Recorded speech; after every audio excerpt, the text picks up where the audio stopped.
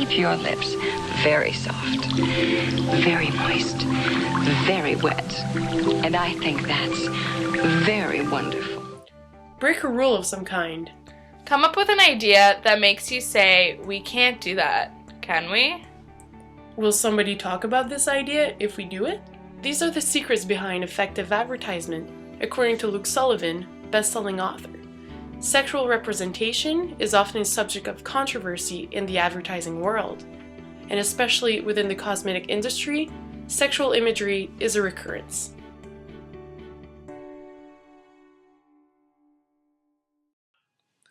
More specifically, lipstick companies are utilizing phallic signifiers to gain control of their demographic by exploring the unconscious sexual desires of the masses. In this study, we will explore the emergence of the use of psychoanalysis in the method of advertising and how it was applied to the emblematic lipstick tube. And how these methods work.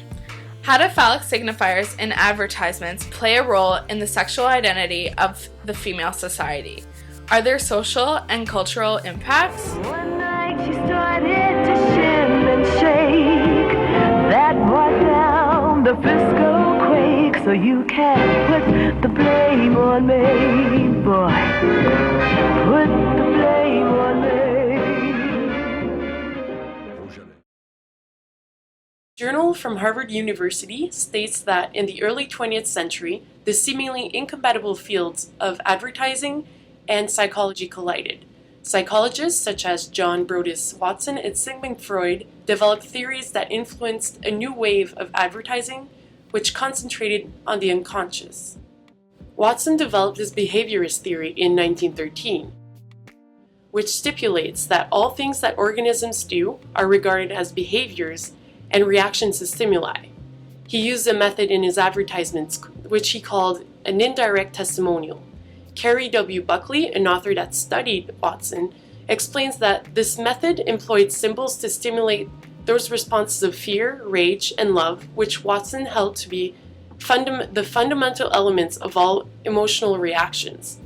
The same journal from HU elaborates by saying emotions are more closely linked to stimulus response mechanisms. Thus, advertising that emphasizes emotion will be more likely to elicit a response than would fact. So, is it a coincidence that the first apparition of the very emblematic lipstick tube was in 1915, just 2 years after Watson's behavior theory? Sure, Connecticut-based Morris Levy invented its protective metal casing in such a cylindrical form, but was it for mass production or for phallic signification? Or both? Did he know that by giving a phallic form to his product, his sales would increase? Was he aware that this cylinder form would awaken the unconscious sexual desires in women and would make them want it even more? Probably not. However, Freud would think so. Freud's castration complex theory, also known as penis envy theory, was developed in 1914. He says that if a boy discovers the vagina of a little sister or playmate, he at once tries to deny the evidence of his senses, because he cannot conceive another human being like himself without this important attribute. He also adds that little girls feel themselves heavily handicapped by the absence of a large visible penis and envy the boy's possession of it. So basically, in Freud's view, women are drawn to penises since they don't have any. He would judge the invention of the lipstick tube as an excellent selling technique since it's drawing below the threshold of women's awareness.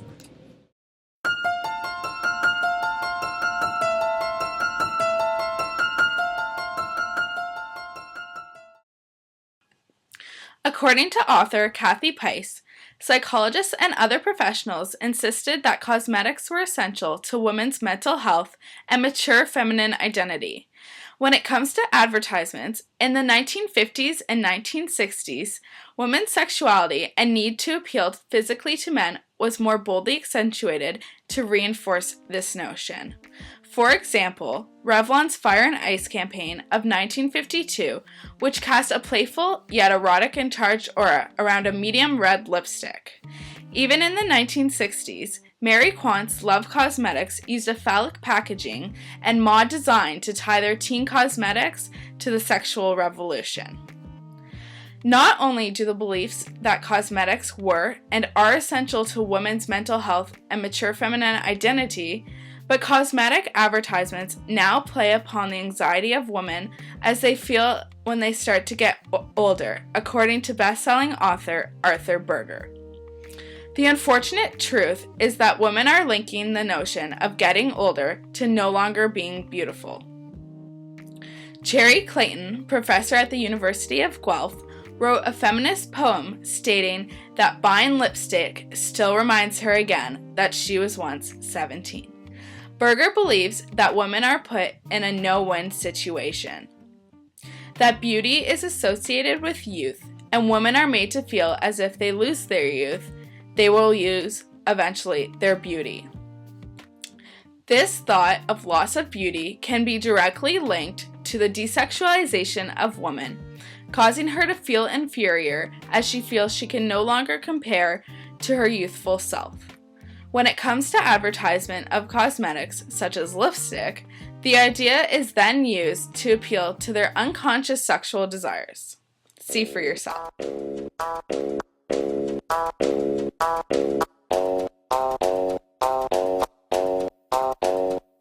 My dick cost a late night fee. Yo dick got the HIV. My dick plays on the double feature screen. Yo dick went straight to DVD. My dick bigger than a... Author and professor Anthony Cortez believes that we are exposed to a minimum of at least 100 advertisements every day without us even knowing it. Advertising socializes and conditions us without us even knowing it either. Provocative and subliminal messages are used and are designed to influence and motivate us, the consumer, to purchase particular products and services, and in the case of this documentary, lipstick. The applied psychology affects us below the threshold of our own awareness. This is where the subconscious seduction comes in.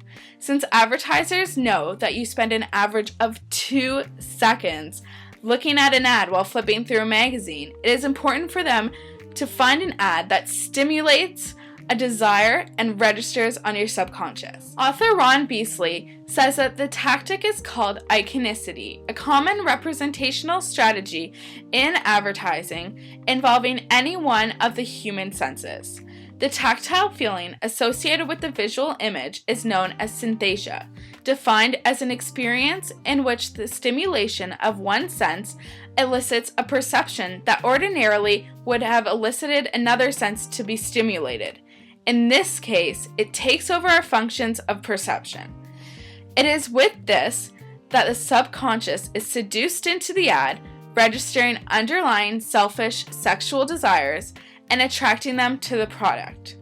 In this case, we can see with lipstick that the Phallic Signifier shows us that we underlyingly think that it's a penis.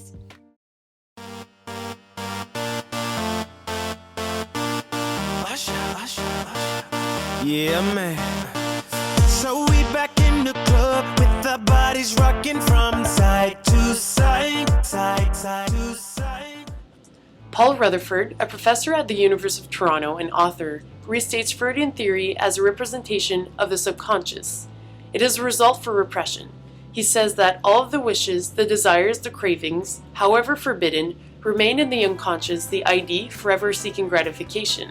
When advertisers play upon the unconscious self, they effectively are utilizing the unknowing desires, and in this case, sexual desires of the individual. They utilize the power of psychology and advertisement to sell you things, this including lipstick. Michel Foucault, philosopher and historian, recognized the emergence of the revolt of the sexual body in the 20th century, and advertisers took this and ran. By linking psychology, cosmetic advertisers have been using lipstick in a phallic sense, attracting their mainly women demographic to its erotic connotations, playing upon their anxieties and sexual desires.